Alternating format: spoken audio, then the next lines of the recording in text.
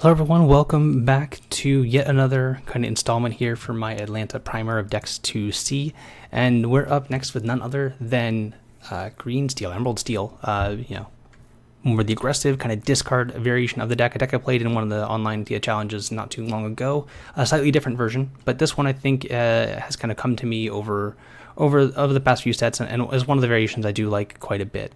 There's a couple, but I think that for the metagame we're walking into and all to expect, this is probably what I would end up going with after much deliberation for all the matchups that we've seen so far and all the matchups you can expect to play against. So kind of just starting off from the get-go, this is Emerald Steel. We have a lot of our game plan revolves around making our opponent discard cards, with Curse, Merfolk, and Flynn being elements of the deck that we really don't want to have your opponent challenge, and punish them if they do challenge by making them discard. The big appeal to the deck and the way this deck really draws cards for now, we're going to see that change in set 4, but Prince John, whenever your opponent discards a card, you draw a card. So developing your characters early in the early game, like Flynn and Cursed Merfolk, and then following up with Prince John, makes your really aggressive 2 lore characters on turns 1 and 2 turn into kind of free hypnotizes anytime you get challenged, which often, the earlier you knock out resources from your opponent, the better. The more often that you can do that, the more likely you are to kind of ice them out of their game plan, because most people's decks are designed with the thought process of going to a later ink count. Even decks like Amber Steel, even decks like Emerald Amethyst, even decks like Mufasa and Ruby Amethyst, of course, as well as Ruby Sapphire, they all want to get to a later ink count. So just making the discard early, or just lose the game to your 2 lore characters so early, really kind of throws a wrench into their game plan. And Prince John, Flynn Rider, and Cursed Merfolk as a package that really, really punishes the opponent. Complementing that kind of discard element, we have Ursula Deceiver, of course, probably the best card in set 3. Just being able to take a song on your opponent's hand, you can play that when you either, right before they're about to play Be Prepared, or when you just need to see and maybe, develop a body and take something important like A Whole New World on Aniki turn 2 against Amber Steel.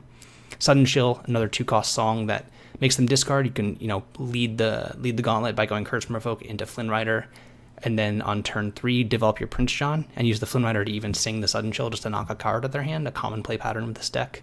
Or, you take a card with Ursula out of their hand, and then you do the same thing leading into a Prince John, where you sing with the 2-cost Ursula. But all those kind of combined there with Hypnotize, which is just the straight up, they discard, you draw, which is a nice little card advantage tool, which kind of hammers in the discard elements of this deck, with Daisy Duck and Friar Tuck. Those are kind of, didn't realize how much those rhymed. Daisy Duck letting you quest each turn to knock cards out of their hand makes it really hard for them to keep something in their hand as the game develops.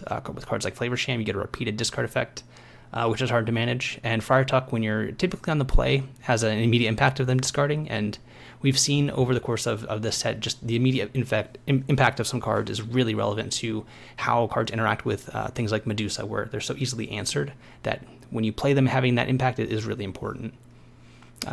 Where would we be in Emerald without Ursula Deceiver of All? Doubling up on the songs we talked about a minute ago, the Sudden Chill and the Steel removal spells like the Storm Rage On and Strength of the Raging Fire. While we're not trying to play those cards on turn 2 like we are in Amber with Cinderella, but we are trying to double them up. And often a lot of games can be made or broken by your Ursula sticking around just a single turn and singing one of those 2 powerful Steel songs. It's really just incredible the amount of tempo you gain from them, the card advantage you can gain from them. Imagine in a mirror match where you play Ursula and then they have a Cursed Merfolk and a Flynn. Your Ursula lives, you have a Storm in hand, you take out both of those things and draw 2 cards. Really backbreaking, and really part of the deck's game plan, and why it's so powerful is that it clears the way for Ursula Deceiver of All with Ursula Deceiver, and then really punishes anyone who's tried to get under you by just removing your threats. And part of how this deck kind of ticks is with all these Steel songs there. Kind of rounding out the deck and some of the cards I've worked with a bit, trying to figure things out. Mr. Smee and Captain Hook. Previously, I've played with the Robin Hood chain, where you have the Shift Robin Hood, the small and big. And I do like that one in general, especially when you're expecting a lot of green steel mirror matches, because Robin Hood is so resilient. Having a 3/6 body is resilient to all the removal, except when there's an Ursula involved. But being able to dodge Along Came Zeus and kind of help a lore race where you're challenging in to control their board, you still get to gain the 2 lore over and over.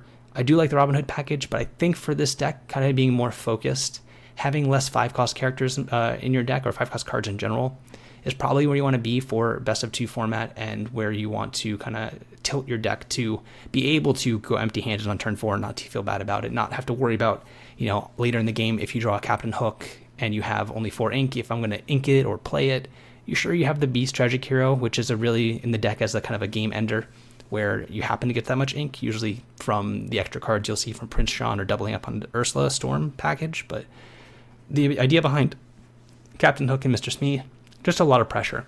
Mr. Smee has been a fantastic card in set 3. It's one of the best ones in the game from set 3, honestly. And having someone to keep it around, which we didn't have before when you have the Robin Hood chain, there's no captains otherwise, I think adds a little bit more pressure that some people are able to kind of ignore the Smee, or no, it's only going to get 2 quests out before it either die or have to trade. And that can kind of come up in some mirror matches there, where we're getting more value out of your Smee is important, mainly keeping it from getting hit by a Storm Rage on straight up after a single quest is one of the key parts too. Our 3-cost characters, in addition to the Ursula and the Prince John, I've decided to include a couple copies of Kit Cloud Kicker. I'm going to say that one right and not mess that one up. And Lyle Tiberius Rook. So Kit is just a pretty great answer to a lot of things. It has insane tempo value against cards like Curse Merfolk and Ursula Deceit Overall. It's one of the key ways to interact with those cards in the early game, and one of the only ways really. You could play cards like Smash, but I think Baboom is a little bit more suited to the metagame, just kind of making sure you don't fall behind in the early turns. But Kit, just all around great card. It has even value against Ruby Sapphire or Ruby Amethyst, hitting some of the challengers, maybe like Rafiki out of the Amethyst decks, and in the right time and position, it hits Harm Flavor Sham, which can be backbreaking if they're digging to a specific piece and need to quest to draw into it. Sure, it makes them return to hand, and there's the situation certainly will come up where you're able to bounce something with Kit and then seeing a sudden chill to knock it out if they had no cards in the hand prior. But one of the more interesting ones I say is Lyle. Lyle is a card that, a 2/4 body is resilient to most removal currently. We'll see next set when we have a Brawl, but Lyle is a really for mirror match type decks. Amethyst less so, but more for green steel mirror matches and other really aggressive decks that are trying to get under you.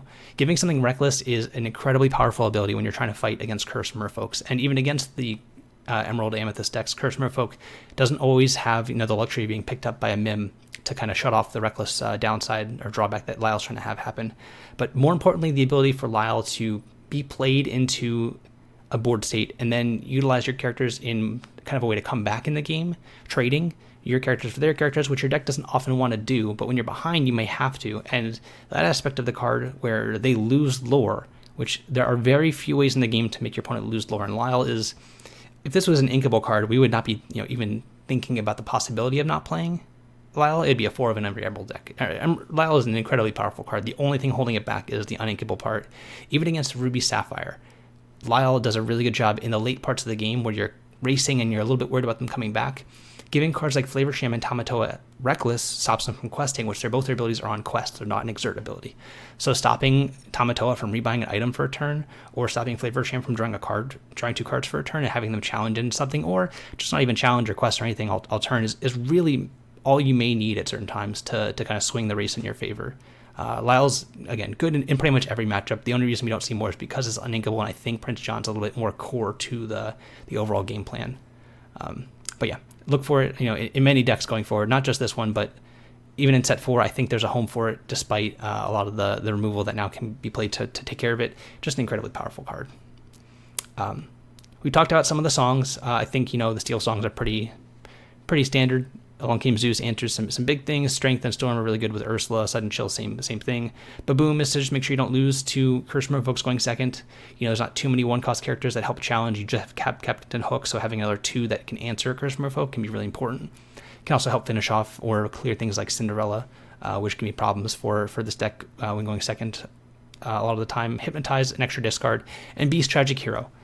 One of the things you may see with this deck a lot of the times is the game plan may be to empty both players' hands really quickly and then just use the fact that you have these 1-cost and 2-cost 2 lore questers in Flynn, Smee, and Curse Merfolk to just close the game really quickly.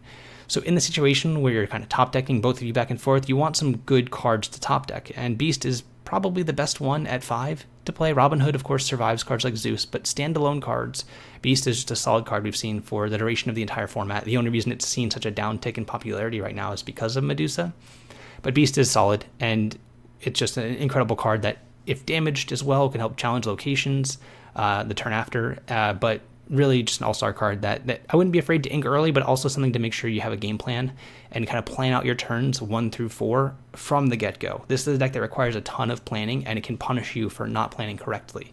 Sequences I've seen people kind of misstep a lot of times is when a hand you have 2 Cursed Merfolks and a Flynn Rider, and on turn 2 you'd want to play the Flynn Rider because it costs 2 and it's a little bit bigger, but at that point in time you're often going to have, this deck has a lot of 3-cost characters and 3-cost and 4-cost plays. Maybe ink the Flynn and play the second Merfolk to make sure that you have enough ink to kind of play towards that later game. So make sure you have a plan from turn 1 about how you're going to ink, what you're going to do, and what you're capable of doing, whether it sometimes even be questing with turn Merfolk on turn 1, or if you're Prince John and they have some characters to challenge it, waiting till you have Prince John in play to then make sure that you get the card draw off of it, if it's just going to be a 1-for-1 trade as is. There's a lot of nuances to this deck, and I think that this list is what I'd go with if I was playing it this weekend here.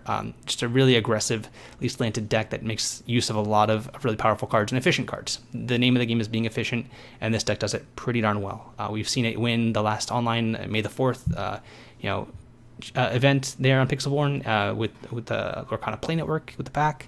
And I think it was similar enough to this to where I think you can kind of port over a lot of the key pieces from the winning list and kind of adjust it here for what you expect to see. I would be more streamlined, I'd be more aggressive, and I think this deck does a really good job of doing both. But if you like this deck, let me know. If you plan on playing it, I wish you luck. Myself as well, if I decide on it too. I like the Hypnotize. That's like the last card I was thinking about, the Hypnotize, because the deck does so much as it is. But just another card that draws a card is kind of what you want. You want some kind of 2-for-1s built in there, and Hypnotize is a great one. So worst case, it's ink. But thanks again, everyone, for watching. I will see you all in, believe what's going to be the next is the last one. Yeah. Obviously saving the best for last, but we'll see.